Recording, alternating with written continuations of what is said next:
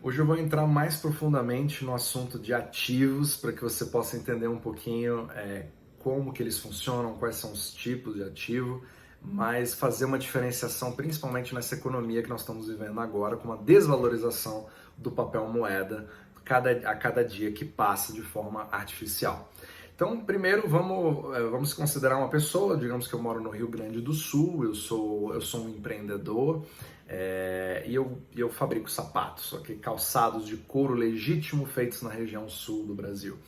E durante 30 anos eu venho tendo sucesso, venho tendo faturamento, são produtos excelentes e graças a Deus eu tenho mais de 400 funcionários e tudo vai muito bem.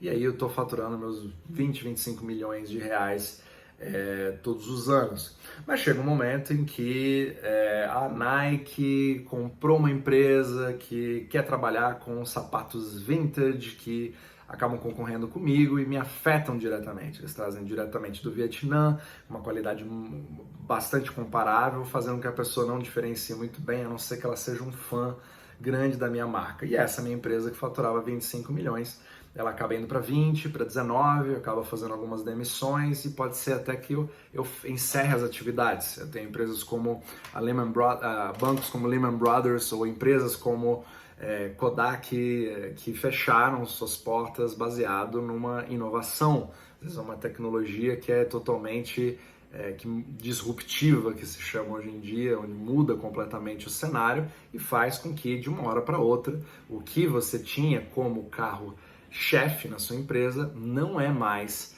a vaca leiteira, como a gente conhece na administração, o cash cow, que se fala em inglês, onde você tem aquele faturamento principalmente oriundo daquilo.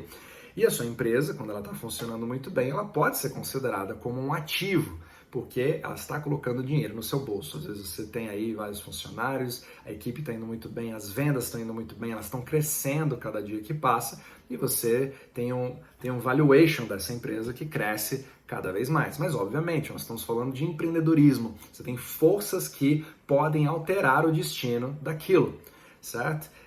E, obviamente, que a mesma filosofia pode ser aplicada para uma pessoa que é investidora na sua empresa. Às vezes você tem um acionista que está fazendo investimentos, ou às vezes você está listado na bolsa e essas pessoas têm uma ação da sua empresa. Então, por exemplo, se eu apostasse na Apple, tendo ações da Apple em 1990 e arrastando isso até os anos 2015, eu teria pego um dos maiores ralis de subida da história da humanidade com um produto que acabou mudando toda a nossa percepção de comunicação, que é o iPhone.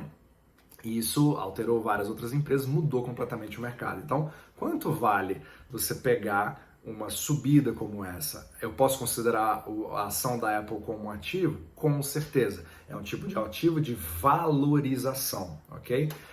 A sua empresa, a mesma coisa, ela também pode ter as ações dela, podem apresentar uma valorização.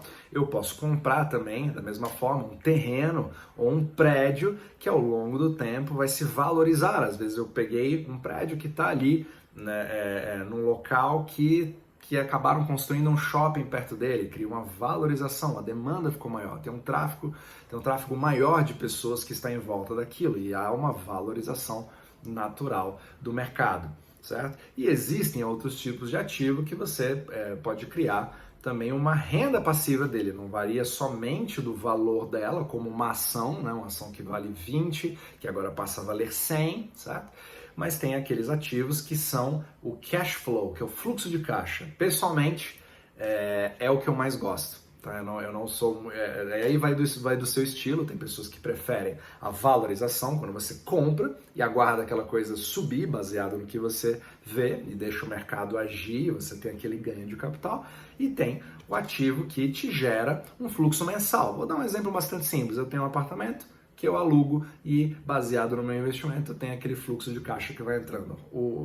Por coincidência, né, o Robert Kiyosaki também é fã desse tipo de ativo. Eu adoro, é o meu predileto também, mas obviamente que eu não descarto eu também ter ativos que têm uma valorização. Deixo ali durante um tempo e aquilo, pelo menos, eu sei que ele vai garantir a minha inflação, certo? Que a gente vai conversando cada vez mais, para eu garantir a minha reserva de valor e ter ali um aumento de patrimônio, perfeito? Esses são os ativos típicos que a maioria das pessoas conhece. Você pode investir, por exemplo, em metais preciosos, etc. Depois a gente vai falar sobre criptomoedas, eu quero pegar toda uma série só para falar sobre isso. Eu sei que até agora você não me ouviu falar a palavra Bitcoin, mas a gente vai entrar nisso ainda, fique tranquilo. Mas agora eu quero voltar agora para um tipo de ativo que a categoria que os bilionários entenderam nessa economia artificialmente modificada, que são os ativos troféu. Então, por exemplo, se eu monto uma empresa, se eu tenho uma determinada empresa, eu vendo calçados, etc., outras empresas de calçados podem surgir, certo? Eles podem dar mais dinheiro do que o meu, pode ser que agora ele suba, depois ele caia. A mesma coisa com ações, pode ser que a ação da Apple esteja agora super em voga, mas lá na frente vai vir uma outra empresa que vai mudar completamente a tecnologia, vai fazer a Apple ficar totalmente obsoleta. Talvez você não acredite nisso agora, mas basta eu falar essa mesma frase, só que trocando Apple por Nokia. E aí você vai entender exatamente o que eu quero dizer. E bilionários que entendem que a gente tem uma impressão de papel moeda cada vez maior, que na verdade não é nem mais impressão, mas digitalmente elas são inseridas no mercado, nos bancos, e esse papel moeda tem que ir para algum lugar. Não basta você ter uma empresa que faça 10% de aumento ao ano, 20% de aumento ao ano, se a sua unidade de medida de crescimento é um papel moeda que se desvaloriza cada vez mais. Então a gente está naquele princípio da areia movediça. Então qual que é o pensamento qual que é a diferença do ativo troféu? Ele tem uma diferença muito específica em uma só palavra que é super importante você entender. É a escassez. Então, um ativo troféu, ele apresenta uma escassez física. Vou dar um exemplo muito tranquilo. Tem pessoas que investem em arte, certo? Investem em quadros, em esculturas. A minha pergunta é, quantas Mona Lisa existem no mundo? Só existe uma. Então, aí a segunda pergunta é, alguém vai poder reproduzir uma Mona Lisa? A Mona Lisa vai continuar sendo famosa nos próximos anos? Existirá algum outro bilionário que estará disposto a pagar o preço da Mona Lisa daqui a 10 anos? Se essas respostas são sim, provavelmente você tem um ativo troféu na mão. Imóveis são ativos troféu? Depende. Uma coisa é você ter uma casa que esteja no interior do Paraná. A outra coisa é você ter um prédio que se encontra na frente do Central Park em Nova York. Você ter uma casa que está ali no centro de Londres, certo? Então depende de onde você escolhe. Aí você tem aquela escassez, por exemplo, no Central Park só existe um. Então quantas residências, quantos prédios vão poder ocupar aquele espaço? E a partir do momento que eles têm o pé fincado naquele imóvel, onde você é dono daquele imóvel, por que você não vê um histórico de venda daqueles imóveis? Eles passam de mão em mão e você vai ver que na maioria das vezes essa resposta é não. Você vai ver uma família como a Rockefeller, por exemplo, que detém os títulos daqueles imóveis há décadas ou há centenas de anos e eles nunca vendem.